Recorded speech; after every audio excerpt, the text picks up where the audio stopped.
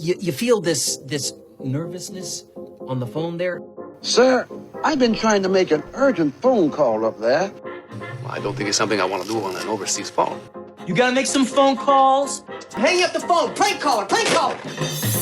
Ladies and gentlemen, welcome once again to Packernet After Dark. This is the call-in show, the Packernet Podcast Network.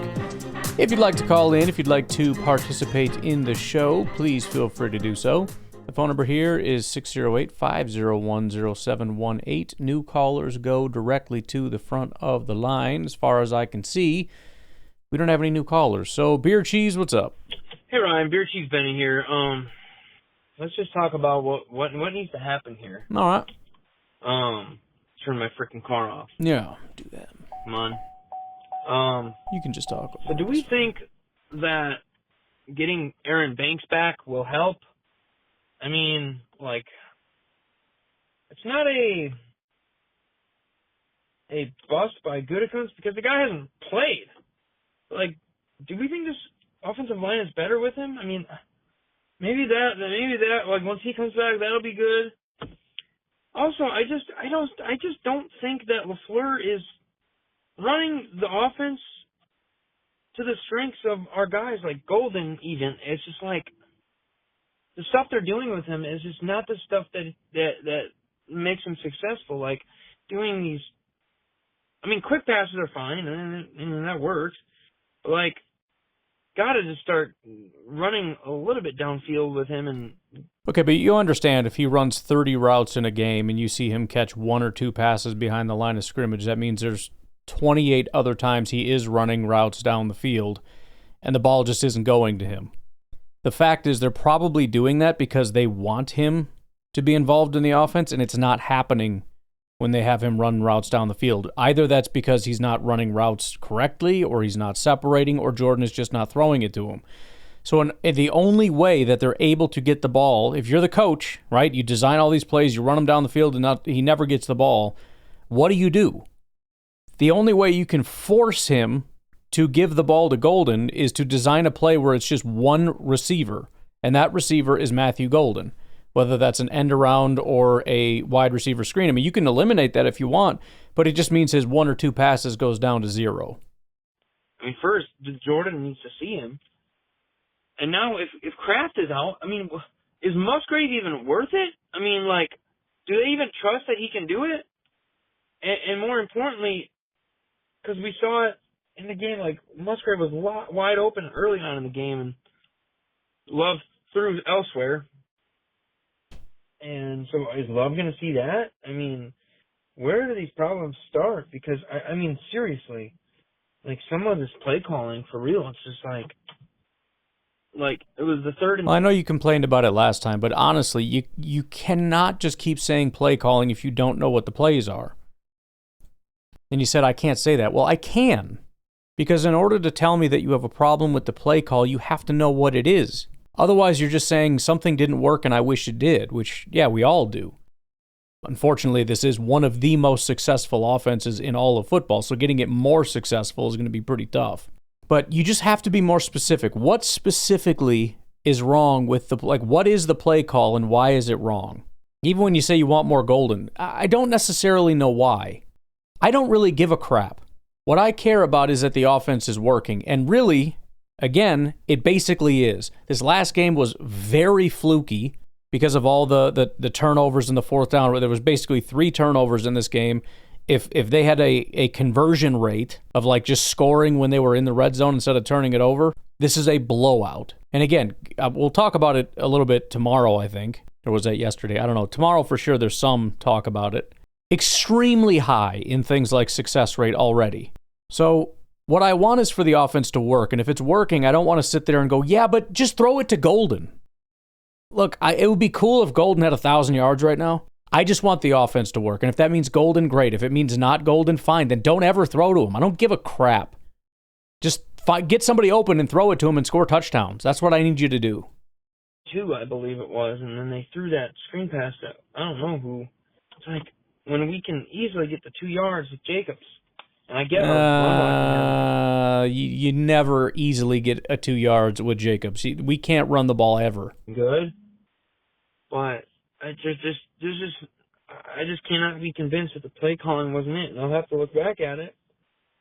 But it just seems like we're just like not doing what we're good at. Like we just try to do something different this week. You know what I mean? Like just we're not catering to the strengths of our players. And I mean, I don't know what I can say about the defense, but like there was so many times where they had Bryce Young right there. They had their hands on him. They just can't finish. And that's what's frustrating is like I feel like we kind of were getting the pressures, but then it comes to a point where it's just like Bryce Young scrambles. Oh, they're a wide open guy because their guys can't cover. So like, but I don't even know how you fix that. Biggest thing I noticed, and again, we're getting pretty far from the game, so my memory is slipping, but the biggest thing I remember from that game is the interior pressure becomes a problem. And I don't remember seeing this a ton in previous weeks, but if the outside guys are getting pressure and the quarterback has infinite room in front of him to run forward because there is no push from the front, it's going to be a long day. Our defensive tackles have to do a better job of containing up the middle, getting pressure and push up the middle, because right now we got guys coming around the edge and there's just nothing but wide open space in front of the quarterback, and you get a mobile quarterback, he's going to take off and run. And that's why the guys couldn't finish, because as soon as he feels a hand on him, he just takes off and runs.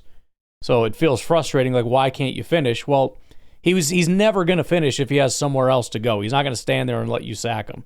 So we have to compress the pocket better rather than just saying, let's have Micah fire off the edge. Well, there has to be nowhere else for him to go. Because any guy that you're going to bring in here is going to be the same or the worst production as a corner. Like, my buddy says, like, let's get Rasul. I'm like, terrible idea. And he's horrible. Like, he's had, like, 2 good games? I mean, how do you fix this, man? Let me continue this call. Okay. Okay, so, and, you know, all of these games are coming down to the kicking, man. Like, it just seems like if we just had made the field goals that we miss or extra points that we miss, if we had made them, we win the game. And granted, it may not have been pretty a win, but it would have been a win. And it just feels like, what do you do there, man? Like, I feel like next week you got to start Haversick, man. And just see where he lies with the team, because you can't just keep holding up a roster spot, you know, if he's just not going to play and just sit there and just cut McManus, dude. Like, we have to come to a point where something's got to change, you know what I mean? Like, and I hate to say that because it's like, I know McManus is coming off an injury, but like, I don't know, once is whatever, but 2 times is concerning. 3 times is like, yeah, this is a problem. And that goes the same for, you know, playing down to crappy opponents. Like, yeah, Browns, that, you know, their defense is pretty good, but they haven't really been good against anybody else.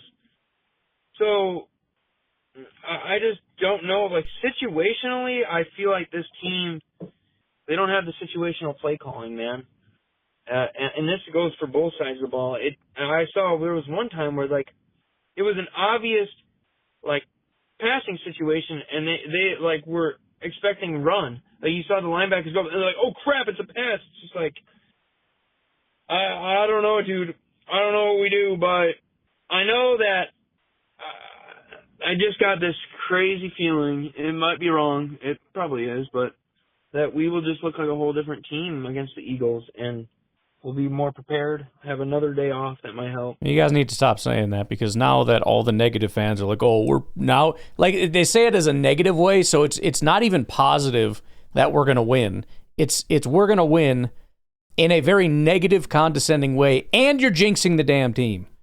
So it's like, how do you condescend to the team and jinx the team at the exact same time? We have to stop doing this. It's either going to be, you know what, we freaking got this, we're going to smoke this team, or I don't think we're going to pick one. I hate so much this, like, oh yeah, they're going to win this one. Why is that a bad thing? Stop saying it like that. You can't jinx the team and freaking, by the way, the Haversick thing, it still drives me nuts. You guys understand, Haversick is a bad kicker.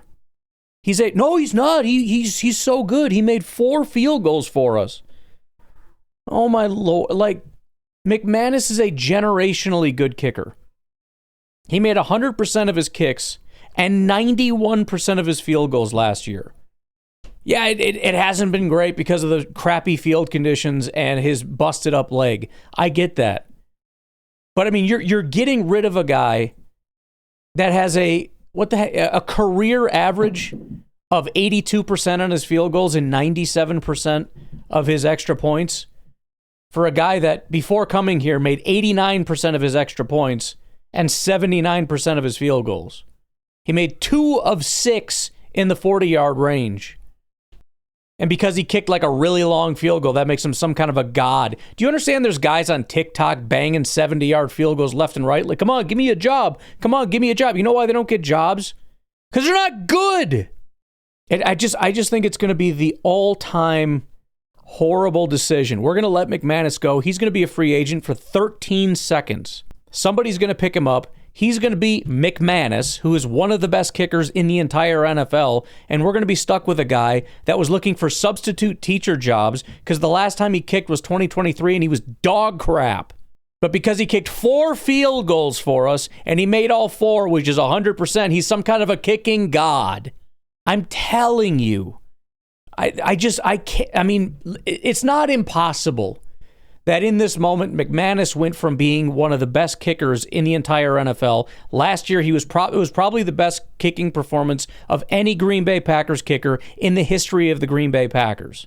And we're so short-sighted as a fan base, we're going to let that walk out the door. He's going to go to another team. He's going to be McManus so that we can keep Havrasek. Again, not impossible that McManus is falling off a cliff and this Havrasek guy something clicked in his brain while he was out there substitute teaching. He just figured something out. Like maybe he twisted his ankle and straightened something out. And now he's a kicking god. But I promise you, we can't know that after 4 field goals. I want them to cut Havrasek so we can just stop talking about it. Just please cut Havrasek. You have to. I don't care. I don't want to do this anymore. And it's making me furious that McManus keeps missing kicks because it keeps making this conversation more and more of a thing. McManus needs to suck it up, take some frickin' heroin or whatever it takes to not feel the pain in your leg and start making field goals so we can cut Havrasek and be done with this bull crap. I'm so tired of this conversation. So I'm just trying to think of what can happen to make this better, dude. Heroin. I hope it does get better, but again, if we lose another game, like to a crappy opponent, like that's 3 times, man. Well, let's not worry about the crappy opponents and let's focus on the good ones because we got to beat those too. Of games we should win, and like I hate that there's spreads on these things because it's like, oh, they should have won by 13. It's understand. Yeah. Don't even look at that. It's just like, can we just be confident and win a game? And like, just the red zone offense is really just what needs to improve because we can get down there. We can get down to the end of the field. They've proven that. But we've got to finish, man. I mean, we've got to finish. And that's really all I got to say. So go, Pack, go. Turn it around and win the Super Bowl. Yeah, and unfortunately, we're going against a team that absolutely dominates in that category. That's what we're going to talk a lot about tomorrow, but it's not that the Packers all year have been terrible at that, but obviously last year that was a massive problem. And we're going up against a team that is by far the best at that in the NFL as far as scoring when they get in the red zone. So if it comes down to that, if it comes down to, one team can get down there and kicks field goals, the other one gets down there and gets touchdowns, then obviously we lose that game. And that's just the way it's going to go. So they're going to have to straighten that out. They're going to have to get better at that, or we're just going to get friggin' smoked. All right, let's take a break. We got a couple calls coming up from Mr. Omar. What's going on? Omar Firefighter, how y'all doing? So, so normally I would call, be mad, rant, but being that I called a day later, I'm sure you already got a whole episode filled with that. Appreciate it.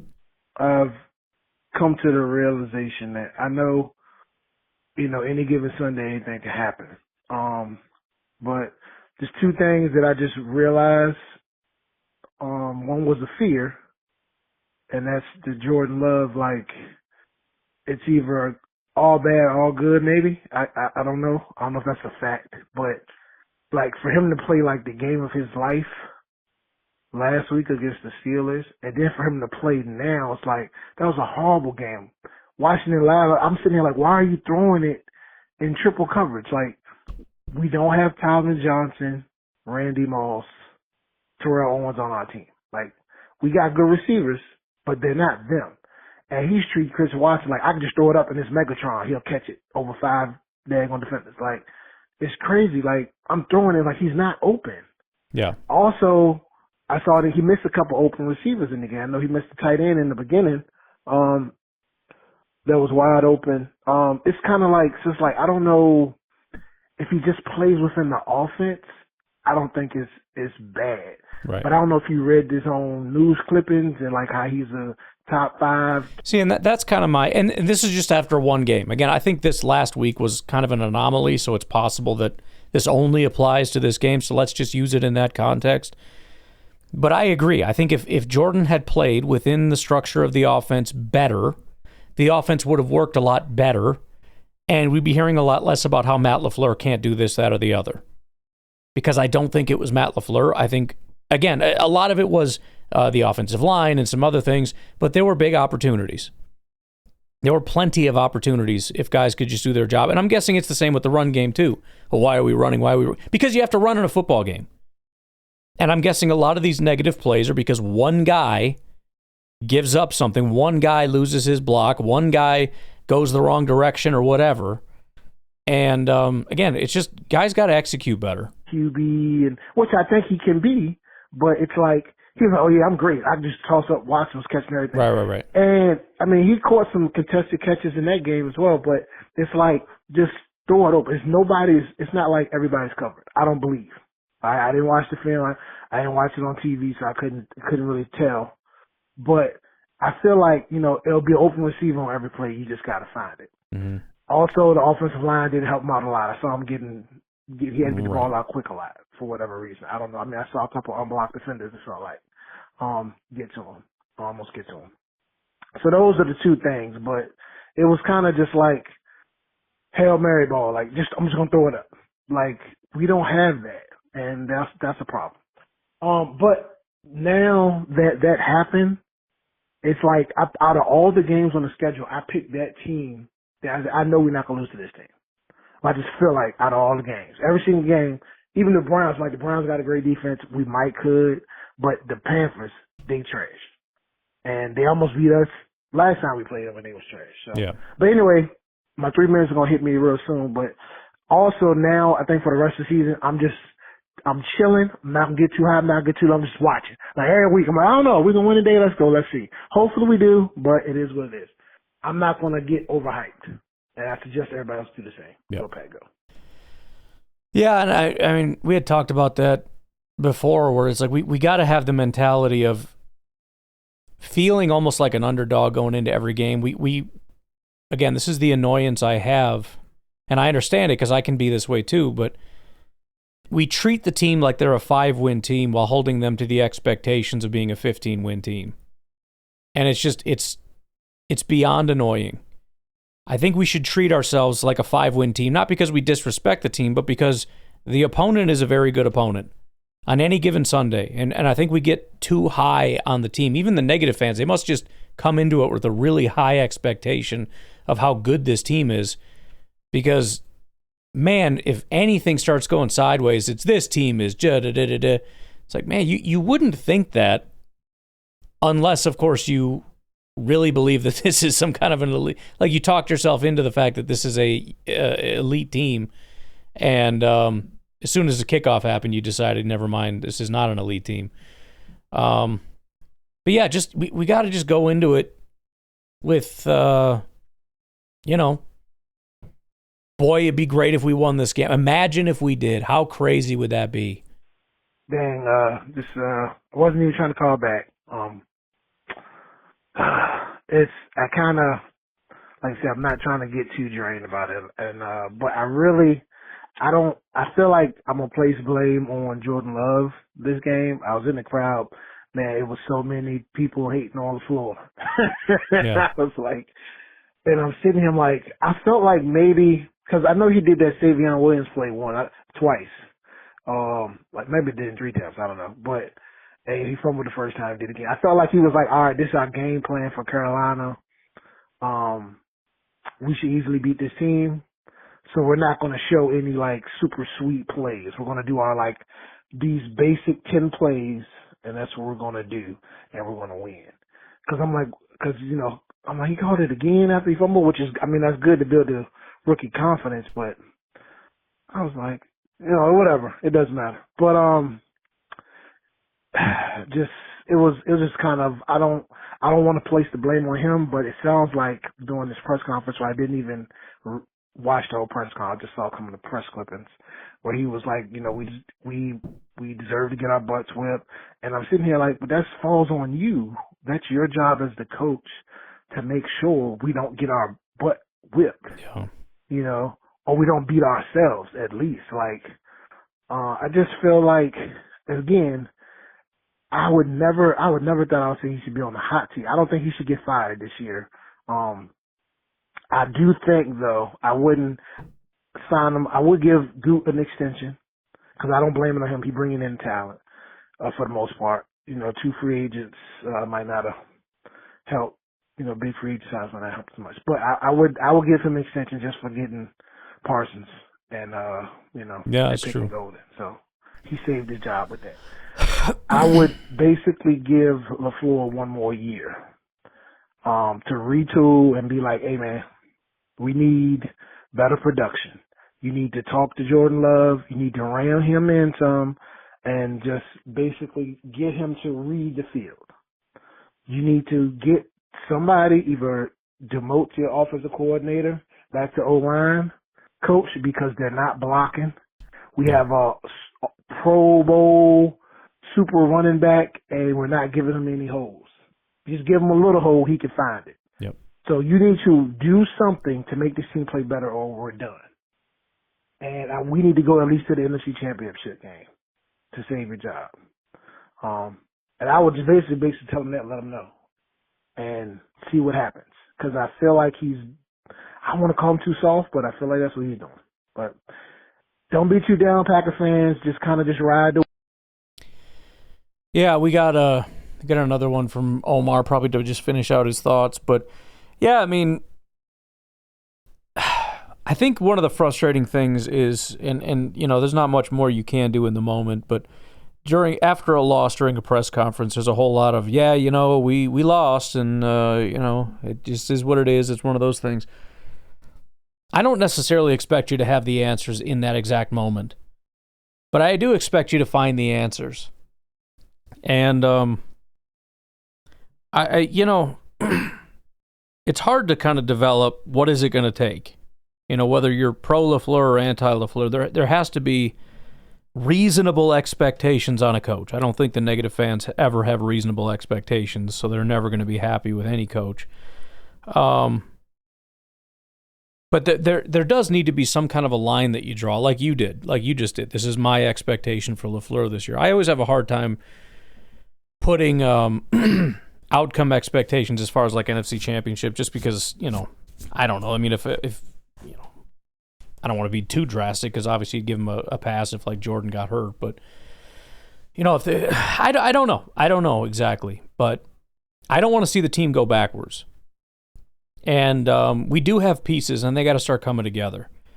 And at the end of the day, there is sort of a buck stops here thing. It's like, well, I think the offensive line coach is to blame for the offensive line and for the offense ultimately. Okay, well, it was your decision to promote your offensive line coach to offensive coordinator and lose that talent there.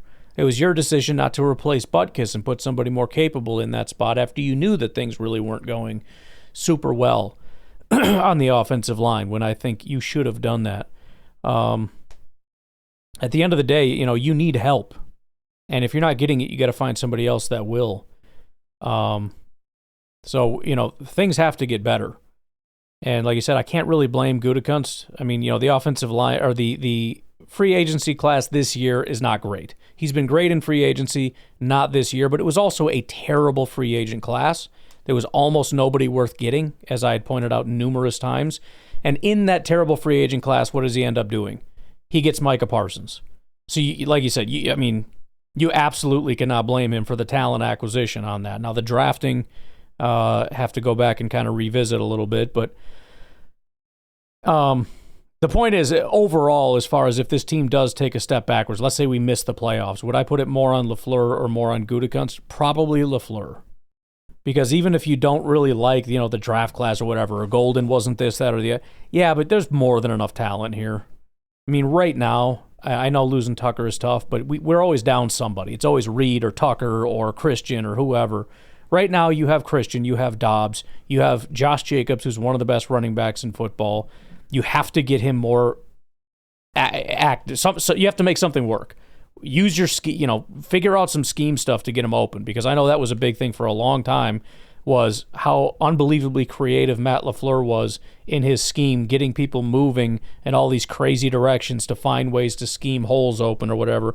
Right now, it just seems like we're doing a lot of power stuff, and we're just going to overpower you, and we don't have the guys to do that. So I don't know. But we can't go backwards, We've been building in a direction for a long time, and I think at this point it needs to be built. We just have to have it built. This cannot be a 15-year build. You know what I mean? I mean, you've been here for 8 years? I know you lost Rodgers, but I mean, we replaced him pretty quickly. Thanks to Gutekunst. He had a quarterback ready and waiting, so that was a smooth, seamless transition. So this vision you've had of what your offense should look like, and that's the other thing, Gutekunst will revamp this roster in a year. We can't take 10 years for you to get the exact offense that you want to make things work. So, again, I think the offense is doing a good job in a lot of ways, but I don't know. There has to be some standard set of this is the vision. And here's how we get there. And then at some point you have to be there, And I don't really buy the young team excuse, because most of the guys on this roster have been here long enough. They're basically veterans. I understand they're on their rookie contract, but Romeo Dobbs is not some kind of freaking rookie. All right, he's got plenty of experience. So I'm not. I don't know. Again, I'm not like. Again, I'm not anti-LaFleur right now, but at the end of the day, as far as the play calling, I think he's doing a good job, and most people disagree, but, there does need to be an answer to the level of competition. I think there have been moments where, last year especially, where they were a very violent team, and they were seen as one of the more, aggressive physical teams. Don't seem to have that as much this year. Their offensive line's getting pushed around. The defensive line isn't really pushing anyone around, although we have some guys off the edge that can attack, but it's not a super physical defensive line. They had some real physicality the first couple of weeks. It feels like we've lost that. So again, it kind of comes down to the whole identity thing and the physicality and all that. You've got to drive that a little bit. At some point, you have to impose your will, and I don't know. I mean, I'm willing to let that unfurl, and we'll see how the rest of this year goes. If things turn around and you beat the Eagles and you go on a run and we start to look like week 1 again with just dominant defensive line and the offense is cooking and everything, then all is well, and there's nothing to worry about, and all these conversations were stupid. If we lose to the Eagles and then, it's close against the Giants and a couple other bad games, close games, we miss the playoffs, look, I think we got to have a conversation about something. It's kind of like when I first started this podcast, and I remember saying, I don't know if Mike McCarthy's a good coach and he just doesn't have players because Ted Thompson sucks at his job, or if Ted Thompson's good at his job and Mike McCarthy and his coaching staff just can't make anything work. But what I do know is that this is unacceptable, and somebody has to be fired because this is not working. Turns out they both ended up getting, well, technically Ted Thompson stepped down, but the team very obviously wanted to move in a new direction on both of those things. And I think that ended up being the right decision. But, at the end of the day, if you have a good quarterback and you have a good GM and you have a good coach, it should be working. We have our quarterback. If it's not working, then either the coaching staff or the GM has got to go. That is the very easy calculation in my mind. And look, as long as you keep making the playoffs, you're not going to hear much out of me. I am not usually going to be very, yeah, but you should have won the Super. I don't know. But if you start missing the playoffs, if we start dipping, if we start getting worse, the equation is the equation, man, and we got to have that talk. But we're not there yet. And again, the metrics are pointing in a direction that would indicate that the team is not as bad as people think it is because of Carolina. It's just not. But, that can change if you lay an egg against the Eagles at home. Definitely trying to call 3 times. Just trying to finish my point. You're good. Packer fans, don't get too high. Don't get too low. Just ride the wave and, be a fan, but just say, all right, let's see what's going to happen. Which I haven't felt like that in a long time as a Packers fan. Like, I felt like that we always were going to win. The only time I ever questioned if we were going to win or not was Jordan's first year. And after that, after the second half, I was like, oh, we good. And I haven't felt that low about the team either. Even when we lost them, I was like, so we still got some good players and they were still winning.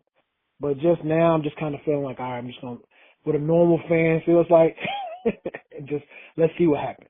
That's kind of what I am at now because the emotional butt whooping that I got watching that game, it hurt. Yeah. So, anyway, go Pack, go fans. Love all you guys. Love the Packernet family. We're gonna get through this thing together. Figure it out. If we don't win it this year, I definitely believe we're gonna win it next year. Yeah. Just retool. So, I'm sure people probably call. Do you remember the retool thing? The reload retool thing? That was a big thing for a long time. About the cornerback, Jai Alexander getting traded as well. I'm sure that's gonna pop up. Basically for nothing. I don't know how he was playing in Baltimore. I don't know if he got in an argument with somebody, but I'm still sitting here like, I don't know what his cornerback rating is. Maybe you talk about that. If not, bring that up. But I'm like, I feel like he'd be better than Hobbs. Yeah. I don't know. Yeah, so I'm like, dang, they just slopped him in the 7th round for a 6th round. Like, feel like that would have been a good trade for a starter. But now the way the team's playing, I can't necessarily say that'll put us over the top. So anyway, don't nobody get down about that either. So go Pack, go. Yeah, it's hard to not like Jair, man. Jair's a good dude. I don't think there'd be anything better in the world than if we did end up taking him back and then he was good again. But I think that's so far out the window. I think it's one of those things where I don't think they're necessarily on very good terms. And I don't know. I kind of just think he's cooked, which sucks, but I think that's just the situation. Although I shouldn't run my mouth because he might just come out and freaking burn us. So we'll wait until after this game and then we'll start talking trash about Jair. But I don't know. Sucks, man. Absolutely sucks. Jair was one of my favorites, and he should have been able to finish here. But that's the way it goes. Same with Rodgers and everything else. Things start going south. Enjoy it while they're here, I guess. All right, I don't think we took our second break, so let's take our second break, and we'll get back with TJ from Alabama. Hey, Ryan, TJ from Alabama. Yo. The Pack, we've been waiting for the Packers to play a complete game, and I think Carolina was that complete game. Yeah, that's true. It was complete shite, yeah. But every single phase, all did a collective face plant at the exact same time. Oh, man, hopefully that is the worst, and it gets better for me. Well, it can't get much worse, but, it's one game. We move on. The talent's still there. It sucks. It's a kick in the newts for the Tucker Kraft injury. Yeah. I have some completely unconfirmed faith in Musgrave. Not that I think he can't be Tucker Kraft. That's not the type of player he is. But revamping the offense a little bit with the passing, yada yada yada. Do I think Luke can do something? I guess I do. We shall see, because like I said, that's completely unconfirmed. There's absolutely no reason to believe that, but that's kind of where I am. It's a little copium, but that's okay. And then I guess I'm also looking at it that maybe this is the bizarro world of last year, where last year we beat all the teams we should beat. We lost to every single team that was a good team. Maybe this year is the bizarre world where, we beat all the good teams and lose to the bad ones. But at least in the playoffs, all you see is good ones. So maybe that That's the works formula. in our favor. And we shall see. Figured I guess it out. We'll wait till Monday night, where we unexpectedly kicked Philadelphia's buttocks, and then we go lose to the Giants. So let's see. And then it'll all come down to, we'll beat the Lions on Thanksgiving, and it'll just come down to the mediocre teams of Chicago and Minnesota as far as who wins the division and stuff like that. I guess we'll see, Ryan. Definitely a horrible game, but it is one game. The talent is still there. Jordan didn't forget how to play football. Micah had no pressures. I don't have any idea how the hell Carolina's line with injuries and backups. But shit, I mean, that's just the way it goes sometimes. Where somebody's got injuries and their whole secondary is injured, and then we can't pass, or whatever the case may be. So, talent's still there. All is not lost. Sucks. Played horrible. But hey, let's go on to Philadelphia. Go Pack, go. Thanks, Ryan. Yeah, honestly, I think about that stuff, and I think that's almost encouraging because, again, we barely lost that game, and look at how many stupid things happened, and like our Micah had his worst game ever. You could certainly be discouraged by that if you look at, again, everything that happened is everything that will ever happen. That's just how our life is going to be from now on. But I feel like that was such a fluky thing that is not going to repeat itself. So, I have every reason to believe that this is a significantly more dominant team than what we saw. And hopefully we just never really see anything quite like that again. Hey, Ryan, Beer Cheese Benny. Coming to think, there's all this talk about LaFleur and whatever about... Mostly from you, yeah. The play call and, the stuff we do. But it just got me thinking. Okay. What if instead of doing that, maybe we think about it like this. Maybe this team just isn't built right. Could be. Maybe we just don't have the right guys to do what LaFleur wants to do. And I think, yes, that kind of falls on LaFleur for not, catering to our strengths of our players, like I talked about in my last call. I believe it was my last call. But when does the blame start coming on Gutekunst? Or maybe there's some kind of miscommunication with what LaFleur wants to do and what Goody is actually giving him. And I mean, because the whole thing cannot just always fall on LaFleur. You know what I mean? It just can't. I mean, one, the execution's bad. We try to do these screen passes, and the blocking's not there. If I have to hear one more time about a frickin' screen pass, I'm going to beat somebody with a frickin' hockey stick. I don't want to hear the word screen pass ever again. I mean, let's just say the Lions, for instance. They know they can get a yard or two out of their running backs because they can just run it behind an A-Tool or, something like that. Or, there's, other teams that, know that, if you need 5 yards, this guy's going to be open on a slant. He's always going to be open. He's always going to catch the ball. And I just don't know if we have guys like that, especially with Kraft being out now. I mean, I just don't know if with what we're trying to do, if we have the right guys to be able to do it. And I think it starts with the offensive line, man. A lot of us are like, well, why don't we just run here? It's well, because we really can't. I mean, the O-line hasn't shown the ability to block it up. And even if they do, it's just a holding. They just commit the penalty because they can't do it otherwise. So, when are we going to start looking at how the roster's built, man? I mean, because again, it just cannot always be LaFleur's fault. Like, there has to be organizational blame. And so, I'll just leave it at that. Let me know what you think. But, yeah, it's just gotta, hey, it's next man up now. You know? We've got to figure it out. Go, Pat, go.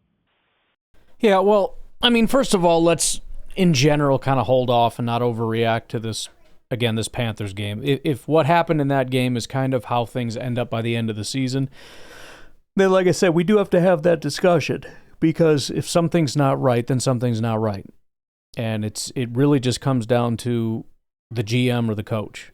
That's ultimately what it comes down to. Because if the players aren't good enough, that's the GM's fault. If the players are good enough and they're not performing up to the players' capabilities, which I'll be honest, I think it's going to be hard. It's going to be a hard sell to say that the roster isn't good enough. It's not to say that there aren't holes, but if you can't get it done with Jordan and the receiving core and Josh Jacobs, and let's be honest, a pretty talented offensive line, even if there are relative holes there, and Tucker Kraft for however long you had him. And then on defense, I mean, good Lord. I mean, with Rashawn Gary and Micah Parsons and Wyatt being what he is, with Edgerrin Cooper and Quay at linebacker, which I think is a great group, with one of the better safety duos in football, it's just such a tough sell for me to say, I don't think anybody could have done anything with this roster. It's, again, we'll have to have the discussion. But I just, if you told me I had to decide right now, I have a hard time saying the roster just isn't. Let's put it this way. I don't think the roster is playing up to its full capabilities. And I think if it did, it's much more aligned with a Super Bowl caliber team. And I think it's up to up to LaFleur to get it there. There have been some mistakes along the way. Like I said, I think the offensive line took a big, giant step backward because of several misses. I think they knew, and it's good on the GM and the staff to recognize the offensive line is of critical importance. And as guys leave, we need to have people come in. But they took a bunch of swings at O-line, and they look like they all missed. Now, we still have to wait and see. Morgan has not had time to just sit in any one position. I think Banks seems to be getting better, but he's hurt every second. Elton is just coming into his own at center. So these things will take time before we, again, fully make that determination. But if things don't get better, then that is a massive step backward for the entire team, because the quarterback, the pass game, the run game, obviously, it all suffers. So we need those guys to really step up. And, you look at the Eagles, like I said, the one guy, I mean, it was year 3 when he started to come into his own, and that's after playing for a full 2 years, not like Morgan playing, guard for 50 snaps and then getting hurt and then coming back and being a tackle and then a left guard and then a right guard and just nonsense. But again, there have been issues along the way. Gutekunst is not without blame for certain things going wrong. But again, if you told me I had to pick, I would say that the players are good enough to at least be a contender. But, we'll see. Again, long time between now and then when we get to that point, if we get to that point of saying who's to blame for this disaster, hopefully we never get there, then we can have that talk. But again, that is ultimately it. It comes down to those two things. Either the players and it's the GM, or the players are good and it's the coach. That's really it. I mean, you can put a quarterback caveat in there if you want, but ultimately that's the GM's job, and we have one, so we're not going to have to worry about it anyways. Daniel from California, what's up? Well, it's official. Tucker got ACL'd. Yeah. Now, just because it's just going to be all negativity, I'm going to try to put a positive spin on it. Thank you very much. We like to run a specific type of offense that uses multiple tight ends. It's centered around the fact that we have Tucker Kraft and then a couple other above average, I would say above average replacement tight ends, basically. Mm-hmm. Weird way to say it. I said it. Oh well. But Musgrave as a number 2, and depending on the guy we have signed at the time, because we have multiple guys that kind of rotate in there as the third tight end, but they're all pretty reliable for what we need. But now that it's mostly Musgrave and then the backup, maybe we run a lot more one tight end stuff. Yes, it makes our run game less multiple, but our run game, it's not as amazing as I would like it to be anyways. Maybe simplifying it so we don't have so much stuff going on. and just I know we like to stretch and create space and stuff, but when that happens, so far I've seen a tendency to get holding calls on those type of plays. So Yeah. maybe just simplify it, more one tight end stuff, and I'd like to see some more 3-receiver and 4-receiver sets just to give Jordan the opportunity to carry out some more quick pass game. And we have guys across the team that could do whatever, but I want this to be Jordan's team, and I want to prioritize passing. Yes, we can still initiate balance out of a 4 wide no tight end or 3 wide 1 tight end single back sets, but I just think that we're not going to win a Super Bowl off the back of the current run game that we have. If we want to win a Super Bowl, it has to be on the arm of Jordan Love, and it has to be something that develops over the years. So hopefully I'm not the only one who sees that. Hopefully it'll be something that other people see and people in the organization, and we can start seeing them work to embracing Jordan Love as the focal point of the offense. So that's all I got. Go Pack, go. Yeah, I mean, Jordan Love's always going to be the focal point. Your quarterback is always the focal point of the offense. I think that's where we are, and that's what it's always going to be. With that said, though, and I know nobody's actually saying completely abandon the run game, let me rephrase it. I don't think what's the best way to say it. Our odds of being some kind of a dominant team are really, really low if we don't have a good run game. I think it's critically important for us to be able to impose at least a little bit. It doesn't need to be elite. It's got to be at least good. I mean, we've seen it in the past with some of the Rodgers teams, especially early. We're talking even Super Bowl time between then and from then until we got Lacey, probably. There just wasn't a run game. It was just run, pass, get your two, and pass on 3rd and 4 or whatever, or 6. And but it's not good. And we've seen how good it can be when you have a balanced offense with Aaron Jones and whatnot, even last year with Jacobs. Again, there's probably nuance in terms of how much of a balance if you want to slightly tick it a little more toward passing, but I'm not going to let go of the fact that we have to lean it. It just has to improve. It just has to. If we abandon it, then we're in some way abandoning our belief that we can even win in the NFL. You just have to be able to do it, So, yes, passing needs to be the priority. We need to do it. We need to continue doing it. Jordan needs to continue being the focal point of the offense. But, I mean, if we just can't run and just don't try, and I just think we're screwed at that point. 1265, what do you got going on? Oh, Ryan. Hello there. It's very, not sad, not frustrating. I don't know what the word for it is. I can't even say I feel your pain because I don't social media. Mm-hmm. But it's interesting enough that it's the reason why I don't social media, because people have gotten weird. Like, their opinion all of a sudden becomes truth, and it's rampant. It's absolutely rampant. It's just like when people, make a guess before something happens, then if it happens, they say, see, I was right. No, you weren't right. Right. You weren't right. You just made a guess out of nowhere, and it happened to happen. That doesn't mean you were right. Right. It means your guess was accurate, but you weren't right. Like, it wasn't truth when you... Anyway, Yeah, it comes back to the same analogy I always use with blackjack. If you get a 19 and you hit, and you get an ace or a 2 or, ace or a 2, that's it. You can brag that you were right, but you weren't right. You weren't right in your reasoning. Your reasoning was wrong. But you happened to get lucky in this instance. The problem with that is, if you look at it over the long haul, and this is the same thing with negative fans, they're always right. At least when the Packers do bad. The problem is the Packers usually do good, which means you're wrong most of the time. Over the long haul, if you go back and look at negative fans and what they say, they're going to be wrong more often than they're right because your reasoning is wrong. Understand what I'm saying? That's Yes. the stuff I can't get past. I don't understand the thought process of most people, so I don't social media.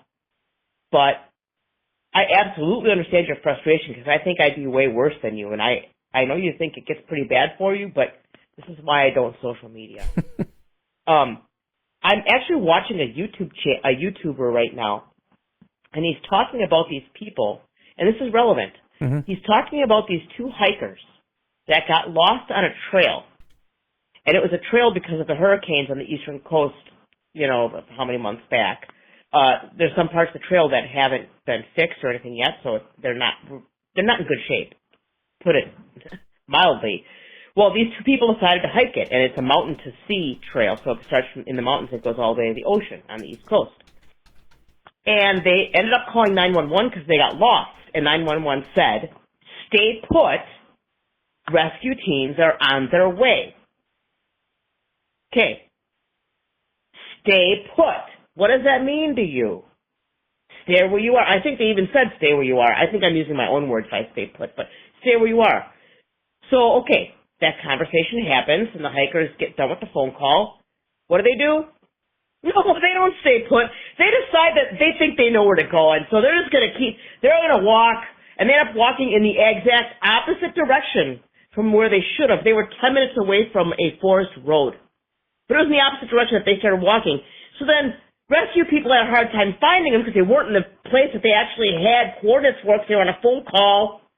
Oh, my God. Anyway, people are okay, got rescued. But see, example.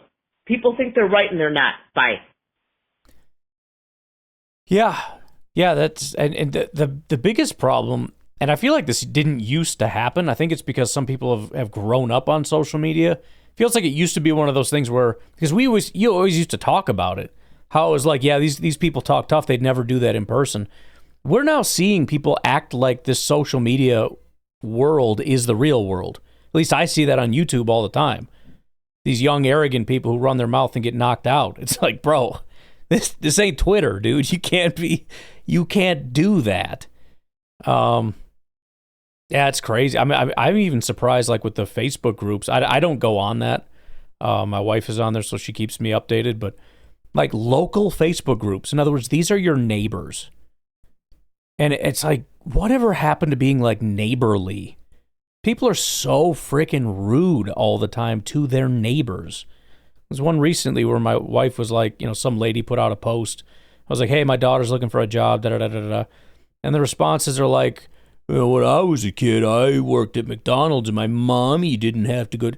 Bro, that's your neighbor. Why are you talking like that to your neighbor?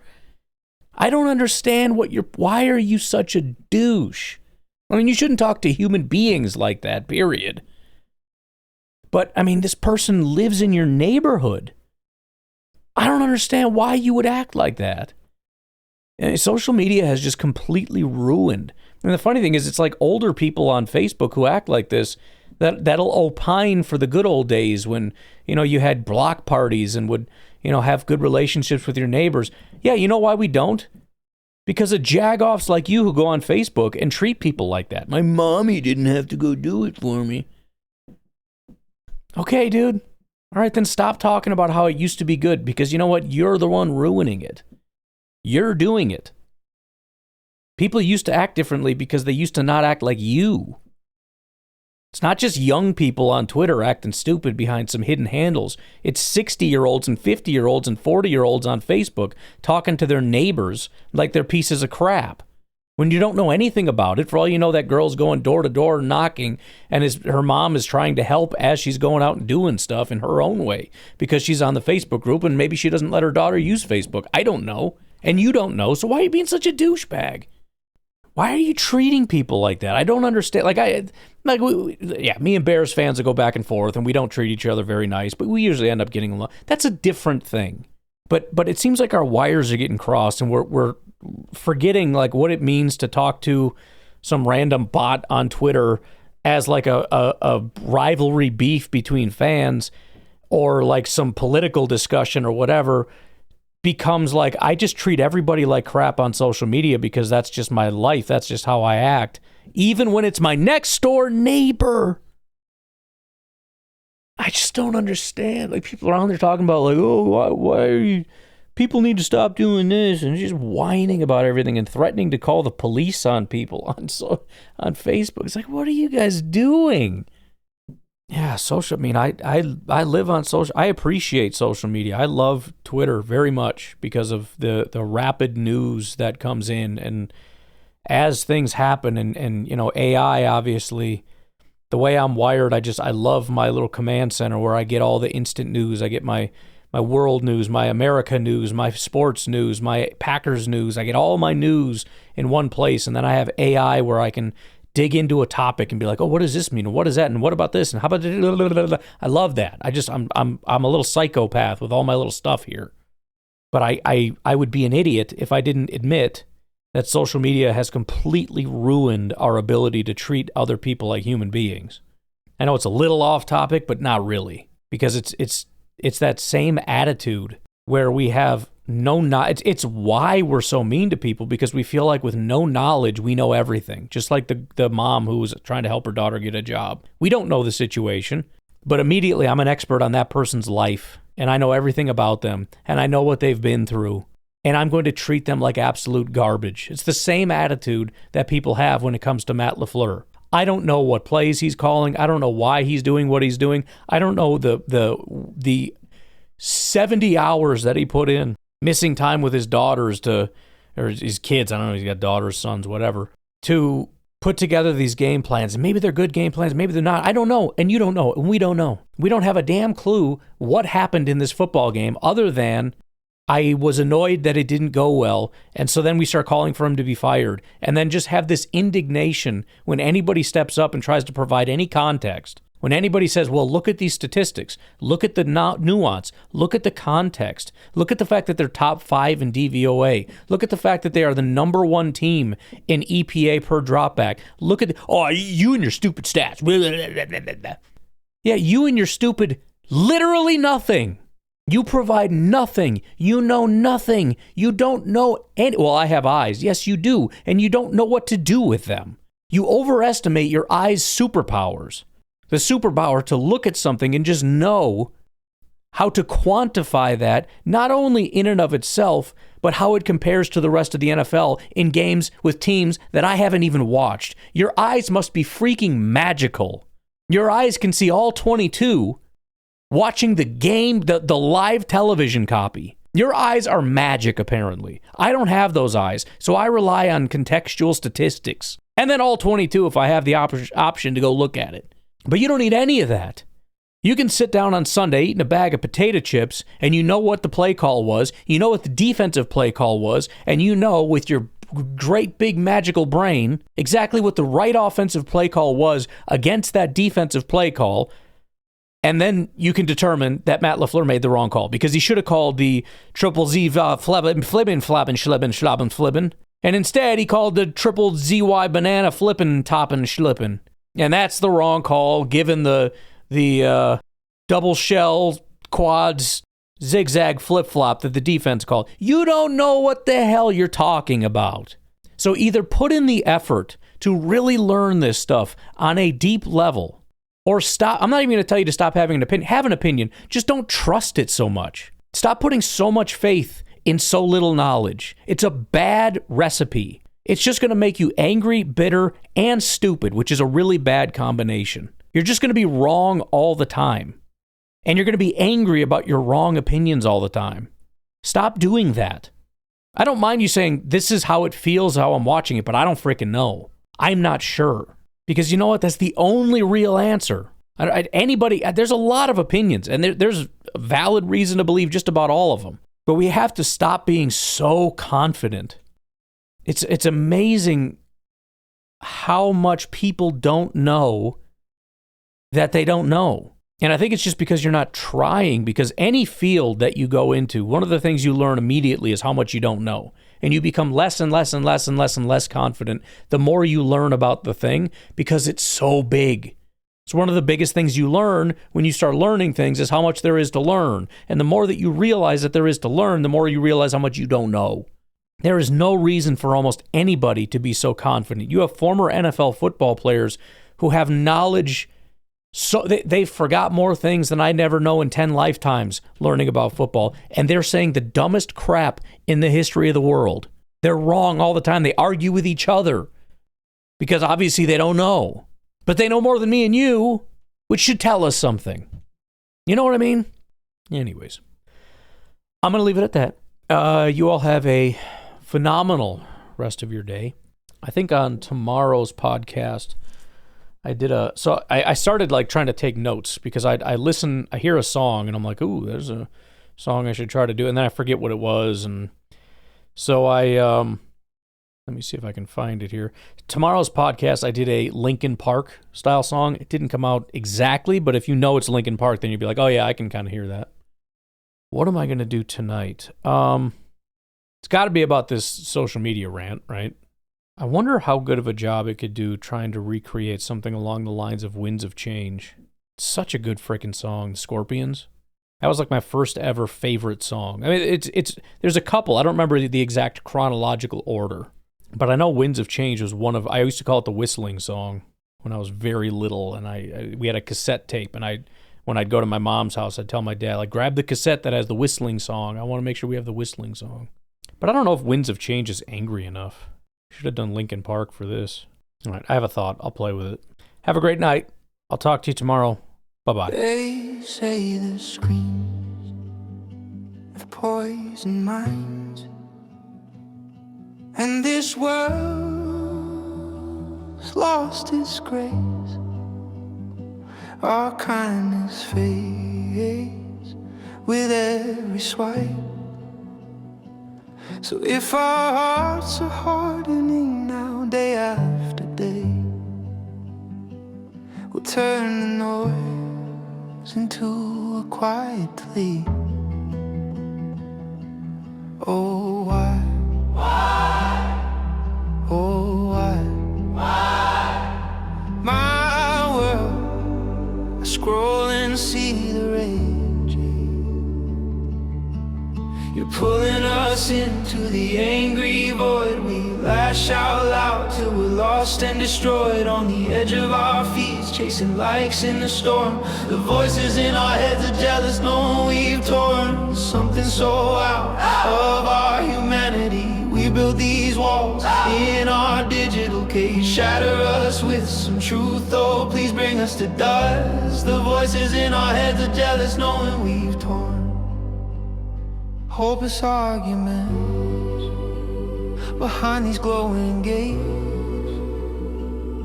Oh, our thoughts, how do they spread like fire? Leave us in hate. At our keyboards we proclaim we're the kings, but we're just clay.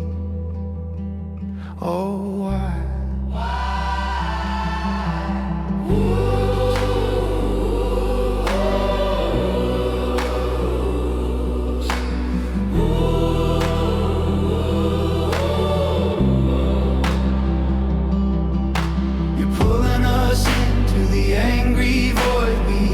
Out loud till we're lost and destroyed. On the edge of our feet, chasing likes in the storm. The voices in our heads are jealous, knowing we've torn something so out of our humanity. We built these walls in our digital cage. Shatter us with some truth, oh please bring us to dust. The voices in our heads are jealous, knowing we've torn something so broken, lower than empathy. Whenever we disconnect, oh why? What was in harmony until we chased the fight? I thought we had to clash to find something so out of our humanity. We lash out loud till we're lost and destroyed, on the edge of our feeds, chasing likes in the storm. The voices in our heads are jealous, knowing we've torn something so